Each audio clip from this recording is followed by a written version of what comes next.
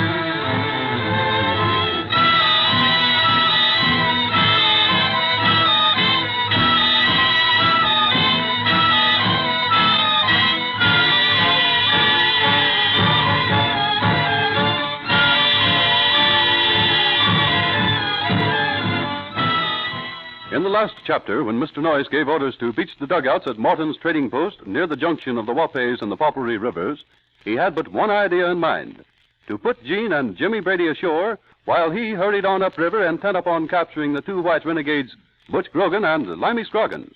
But Jimmy and Gene just don't like to be left behind, so they made plans to follow Mr. Noyce in a canoe of their own.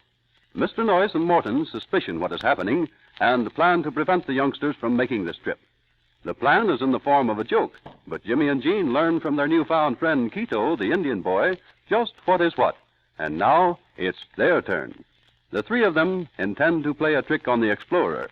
Right now we find Jimmy, Gene, and Quito bringing their big dugout back across the river and hiding it in the overhanging bushes. Easy, Quito. That should be far enough.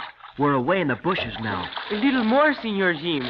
The sand, it is very much out of the bushes. A little more. Just a little more. Hold him. Now it is good. You see any dry land up at your end, Jimmy? Sure. A whole flock of it. The dugout is just touching the shore. Okay, Senor Jim. You get on the land and hold this canoe till the senorita get on the shore. Well, that's what I'm already doing. Gosh, the bushes are thick. I can't see you back there, Quito. Shh. We better not so loud speak. We better be very, very quiet now. You said it, Quito. If we want to pull a joke on Mr. Noyce, we'll have to be quiet, and I don't mean maybe. But look, Gene, what happens if Mr. Noyce, he might not like to have jokes played on him. Oh, sure he does. Just because he's an explorer, well, that doesn't mean he can't laugh. See, senorita, the senores laugh very good. I hear him when he speak with Senor Morton. You mean when they were talking about pulling a fast one on us, huh? The fast one? I am not know what was fast one. Oh, well, that's just another way of saying play a joke or something. See, the pull the fast one, that means she's played a good joke. Yeah. Thank Quito. Oh, look like Quito. He do not speak all the good English language yet, maybe, eh? Oh, but you do, Quito. You speak it swell. I mean it. But there is so many words. You say them sometimes, and I not understand so good. But what words? Gosh, Gene and me, that's all about we do speak is just English. But I mean the very most new words. You say scray, and pull the fast one, and you say it is swell. Oh, sure. We say swell when something is well, you know what I mean. See, senorita, when you mean it is very scrumptious. Quito, you're learning all right. Don't worry. Yes. But please, at the mission school, I have the sore teeth one time. My cheek, it is grow very big, very round. And the mission father, he say, It is very much swell. Well, sure. If you had a bad toothache, it must have been. But, Senor Jim, a teeth which is hurt, that the cheek is grow big and fat, that is not swell. No, it is very much bad. Oh, but that's a different kind of swell, Quito. When your cheek grows big with a toothache, that means it's swollen. Ah, Senorita, but you say I speak the English language very swollen? No, not swollen, Quito. Just swell. Say, Jimmy, will you explain? Go ahead. Who, me? Why, no, Gene. You started this argument. Don't let me interfere at all. I'll just listen. But, Jimmy, don't you see? Oh, Why... sure, I see all right. Quito's got you stumped right now. Stumped, Senor Jim? That is the feet of the tree, the stump. Gene, you see what you did? Quito, look now. Supposing we make the bargain all over again. Well, supposing we quit fooling and get busy. We got work to do. Well, thanks, Jimmy. That's an idea. I'll say. I'll bet you anything Mr. Norris and Pedro aren't wasting the time arguing right now. No, Senor Jim. They are what you call cook up the good plan to play the fast one, eh? Yeah, and we better get going. Gene, you said you knew where there's a lot of empty tin cans. I sure do. Pork and bean cans and tomato cans. Oh, all kinds of them. Well, swell. Then why don't you go get them, and we'll start packing them in one of the canoes. Well, might as well. Mr. Norris and Pedro, we know that they're expecting us to pack stuff in a canoe on the other river. And Senor Morton, he is have one of the old Indians watch everything we do. And when we are have the canoe packed, he will tell the senor how the joke it is to be. Okay. Then let's get started, Gene. You go get the empty tin cans. It's your idea. Say, but why should I be the one to go? Because I got another idea. Look, Gene. Quito told us that Pedro is going to fasten something to the bottom of the canoe we packed. Yeah? So the canoe won't hardly move against the current of the river. See, they are maybe put the empty pair on the rope beneath the canoe. Then the river water, it pull canoe downstream. Well, that's what I mean. All right.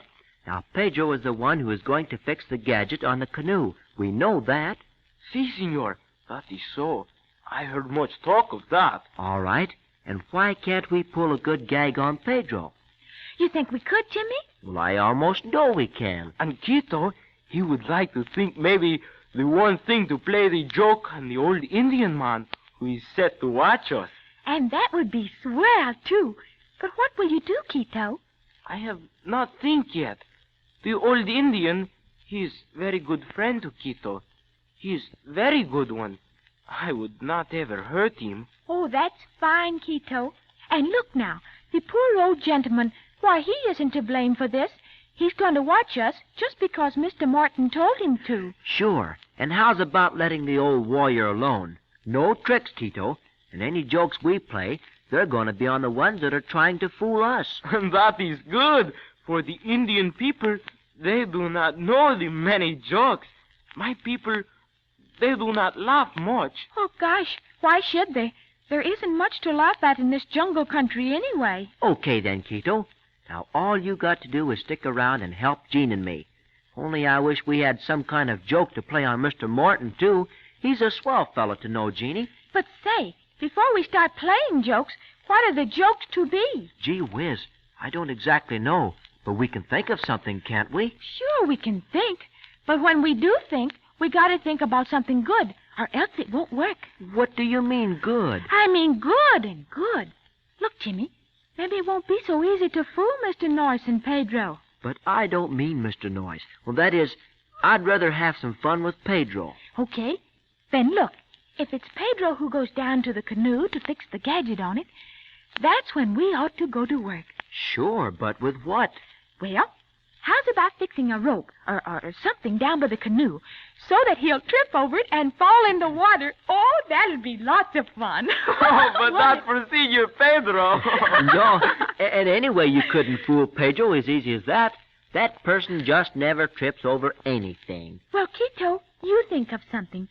What, for instance, is it that is the scariest thing in the jungle here? Senorita, the creeping jaguar. Ooh. Yeah, but that's out. We just can't have a creeping jaguar creep up here when we want it to. Then, senor, The big anaconda. That is very bad one. Anaconda? Ooh, that's a big snake thing, isn't it? See, senorita. And I know where there is one big one. You know where there's a big snake we could use? Who could use? Not me. Snakes are out. Jaguars maybe, but nothing to do with snakes. All right, Gene. But wait, Quito, how big is this anaconda? Oh, it is maybe as big as me 5 times. What? Say that again. As big as you 5 times? You mean 5 times as big as you, Quito? See, senorita. 5 times me. Gee whiz. Say, that means it must be about, well, gosh, maybe 25 feet. See, Senor Jim. Maybe so. Hector's pup. That's a snake, huh? Yeah, I'd say that was about a snake and a half. Yeah. It is the very most big one. That's what I must have been thinking, too, Quito. And you know where it is? Ah, see, senorita. I'm see it this morning. It would be the good one to play the good joke, I think. Yeah, maybe it would. But how about it if maybe the big baby doesn't want to play, huh?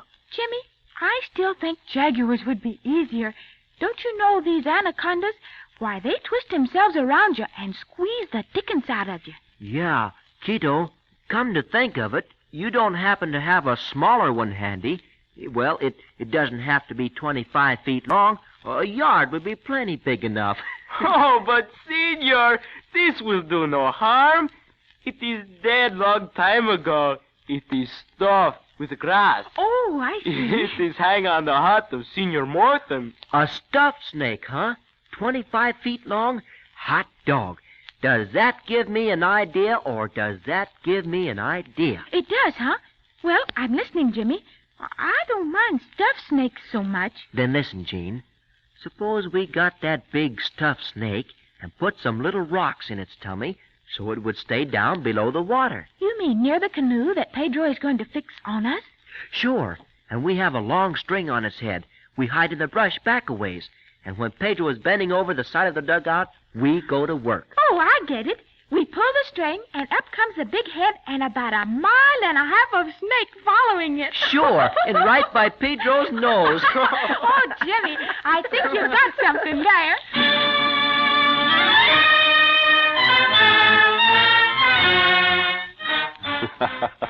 Yes, looks like Jimmy really has got something there.